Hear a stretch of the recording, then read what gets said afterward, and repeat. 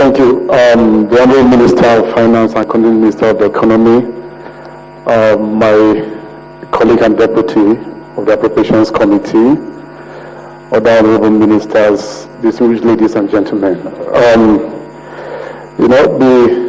Before we got here, I tell you what happened. I called my deputy and I said, let's attend this event, the budget briefing event. And I said, we manage the budget in the National Assembly, in the House of Reps, and that we should know a little bit more than our colleagues about the budget as we resume tomorrow.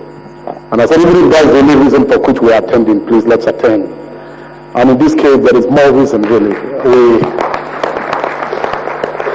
There is even more reason to attend. As a committee, I think we've continued to work very closely with the Minister and the Ministry of Finance in matters about the budget, and all that. And if you look particularly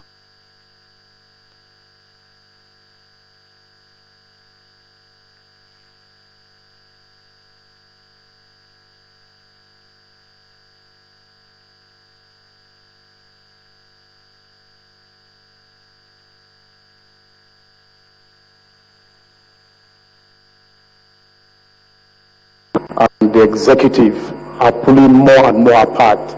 Therefore, the fact that my deputy and I are here is to further demonstrate the fact that in spite of that, the National Assembly is committed to having to attend to the 2014 budget and to make an early passage.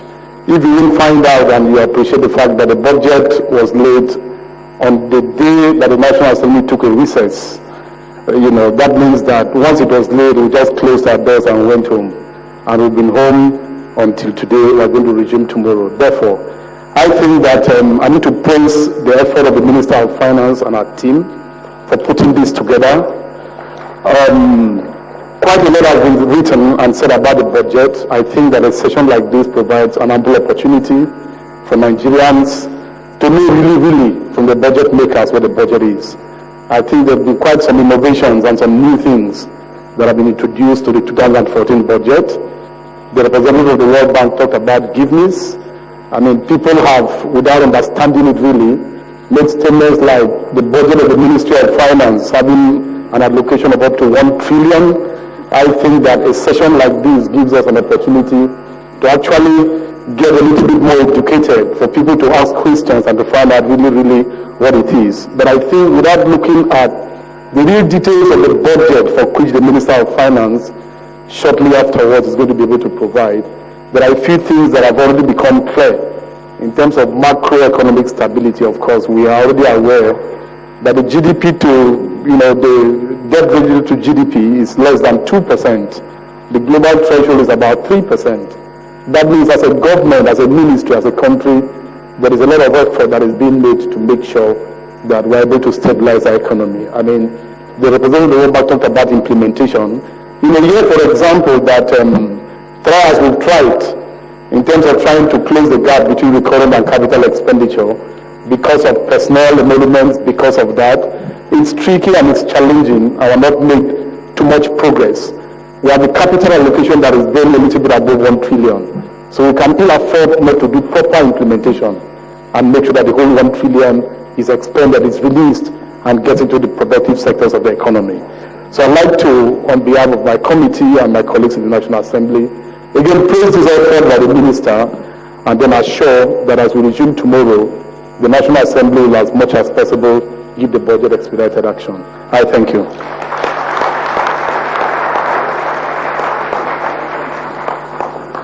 Thank you very much. We also thank you very much for that goodwill message. But just before we call on the third goodwill message we have, I'd want to recognize in our midst the Senior Special Assistant to Mr. President on Monitoring and Evaluation, Professor Monye. Please can we recognize him and thank him very much. Special Advisor, sorry. Thank you very much, sir. We'd also call on the Chairman of the Human Rights Writers Association, Comrade Emmanuel Onbiko, to come forward and give us his goodwill message for 3 minutes.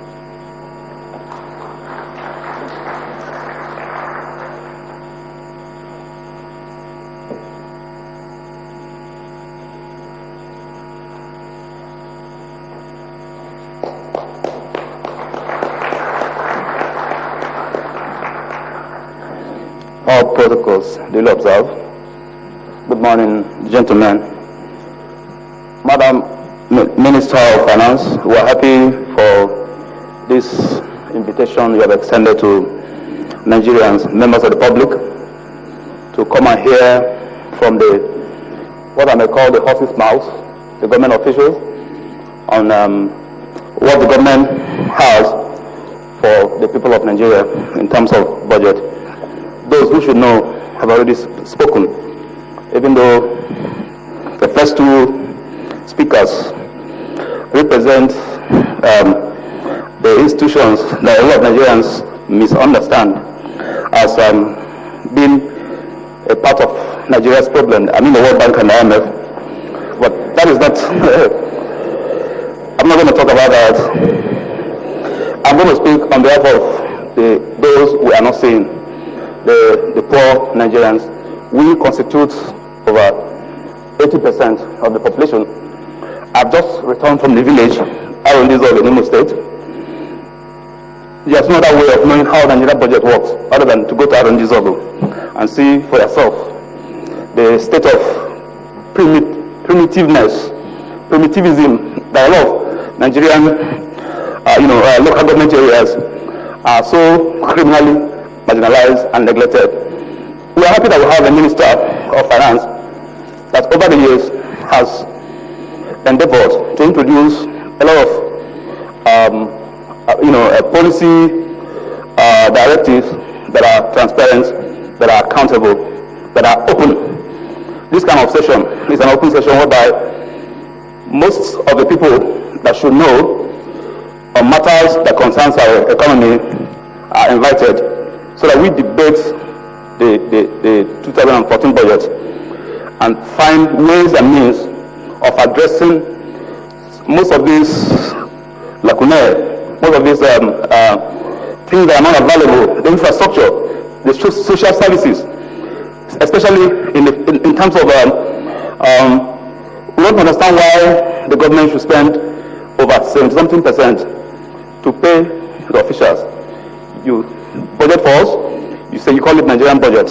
At the end of the day, the budget becomes Nigerian government officials' budget, because you spend about 75% paying your salaries.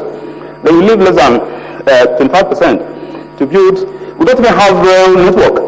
The transportation sector is almost dead, even though the government has made efforts in the past couple of months to resuscitate the Nigerian Railway Corporation. But there are a whole lot of things that are needed. The road infrastructure are collapsing quickly. Most federal roads across the country are almost non-existent. If you go to the southeast, you go to the north, you go to the southwest, most federal roads are dilapidated to an extent that government is thinking about inviting what they call the PP and public-private partnership. My advice, I'm not an economist, I'm a civil society, I'm a writer basically, and I'm a journalist basically. What the poor people of Nigeria are saying is that the government officials should endeavor, whenever this budget is passed, it should be implemented strictly. The nitty-gritty of this budget, not what they're going to give us at this session. I'm talking of the breakdown of this budget.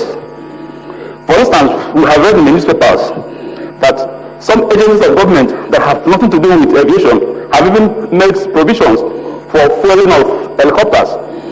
You don't understand. If an agency of government under the Ministry of Education is making a budgetary plan for about 30 million to be used to fuel a helicopter, you need to ask, what is, for instance, in the case of Abuja, do they have a helicopter? So the breakdown of this budget should be publicized, broken down into the languages that Nigerians will understand. One great thing that this Minister of Finance has done, for which all of us, every day, we don't say it openly, every day we pray for her, pray for God to protect her. The efforts she has made to always publish